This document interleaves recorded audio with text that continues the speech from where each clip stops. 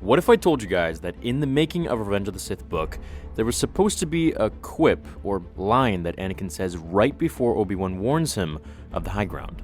It's literally the biggest diss that Anakin could have dished out to Obi-Wan, and I'm actually kind of glad that they took it out because it would have ruined the flow of the whole scene. But the fact that it was written into the script and then taken out at the last minute is something that we should talk about for sure.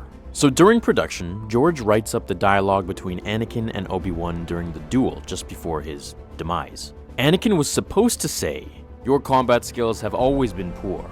You're called the negotiator because you can't fight." Now, while obviously this is a good zinger to Obi-Wan, it would have totally taken the person out of the movie, I think. Since it's kind of like a high school comeback type of thing, and the dialogue just doesn't really fit.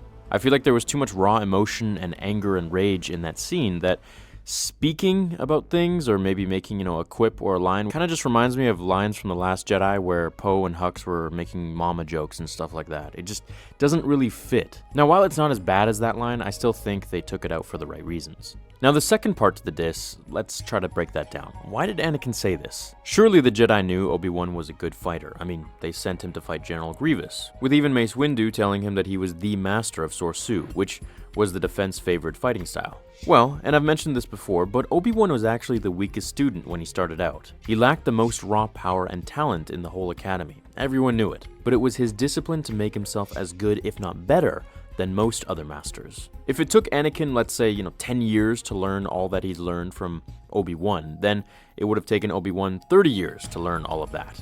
Of course, don't quote those numbers or ratio, that's just an example. He was unskilled in the same sense that one might say an athlete of a sport has poor genetics or reflexes or motor controls. However, with practice and patience, Obi-Wan became a great duelist. And that is possibly why he was the master of defense, because just like in his life, being so patient, so was his fighting style, blocking until the opponent faltered out of arrogance or chance, which is when Kenobi would make his final strike. In addition to this, he also adds on another page, walking up to Hayden Christensen, he tells him, basically, you're arrogant. At one point, I had you say to Obi-Wan, I could have beaten you when I was a 10-year-old. Now, that's an extremely arrogant thing to say, and I'm fully in agreement with taking that out because I'm sure little Annie from Tatooine couldn't have destroyed Obi-Wan at that age.